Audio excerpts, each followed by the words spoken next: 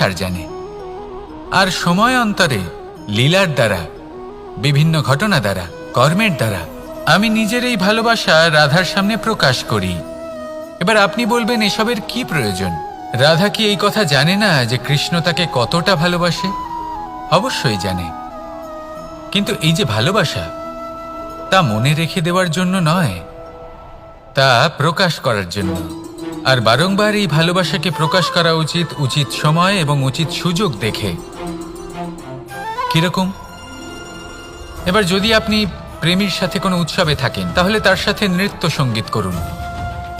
যদি ভিড়ের মাঝে থাকেন, তখন প্রেমীকে সম্মান করুন, একান্তে প্রসাধন করুন। দুঃখের সময় তার হাত ধরে থাকুন, সুখের সময় আলিঙ্গন করে রাখুন। এই প্রেম যত প্রকাশ করবেন, ততই এই প্রেমের বৃদ্ধি হবে। এই প্রেম আরো বেশি গভীর হবে, অটুট হবে। তাই এই প্রেমকে মনে নয়, আপনার জীবনে স্থান দিন।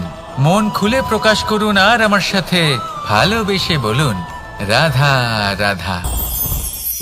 মুঠো হাতের শক্তি বেশি, মুঠো খুললেই তা দুর্বল। তা এমন কি থাকা উচিত এই বন্ধ মুঠোয় যা লাখের সমান?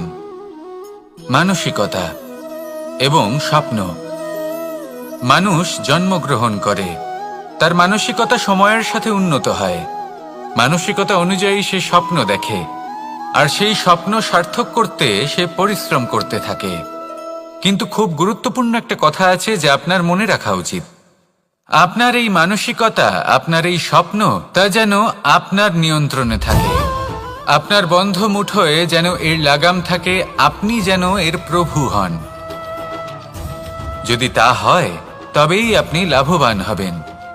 যদি এরা আপনাকে নিয়ন্ত্রণ করতে থাকে, যদি আপনার মুঠো খুলে যায়, না পথ আপনার নিয়ন্ত্রণে থাকবে, না মানসিকতা থাকবে, না স্বপ্ন নিয়ন্ত্রণে থাকবে। আর যদি তাই হয়, তাহলে আপনি আপনার ভবিষ্যৎ নষ্ট করে ফেলবেন। তাই নিয়ন্ত্রণ করতে শিখুন নিজের বিচার বুদ্ধি, নিজের মানসিকতা, নিজের স্বপ্নকে।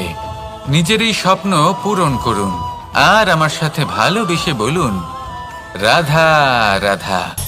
আমার কাছে যশোদা মা যেমন, আমার কাছে দেবকী মা যেমন, আমার কাছে ঠিক তেমনই হলেন গোমাতা। এবার ভেবে দেখার বিষয় হলো এটা যে এই সংসারে অসংখ্য প্রাণী আছে।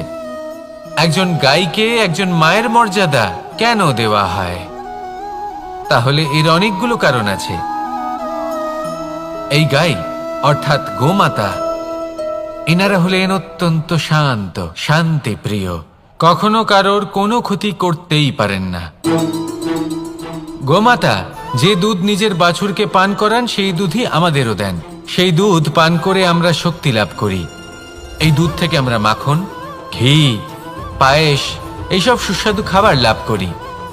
গোমাতার গোবর আমাদের জ্বালানি হিসেবে সাহায্য করে, যার ফলে খুব কম সংখ্যক কাঠ ব্যবহার করা যায় এবং বেশিরভাগ জঙ্গল সুরক্ষিত থাকে। গোমাতার গোমূত্র, সেটাও আমাদের কাছে লাভজনক। এর দ্বারা আমরা অনেক রোগ থেকে মুক্তি লাভ করতে পারি। গোমাতা যখন একটি বাছুরকে জন্ম দেন, তখন সেই বড় হয়ে আমাদের ক্ষেত কর্ষণ করে। সেই জন্য গাইকেও জীবনে মায়ের মর্যাদা দেবেন। যতটা সম্ভব তাকে সেবা করুন এবং ভালোবেসে তাকে পালন করুন। এই মন নিজে থেকেই প্রসন্ন হয়ে বলবে, রাধা রাধা।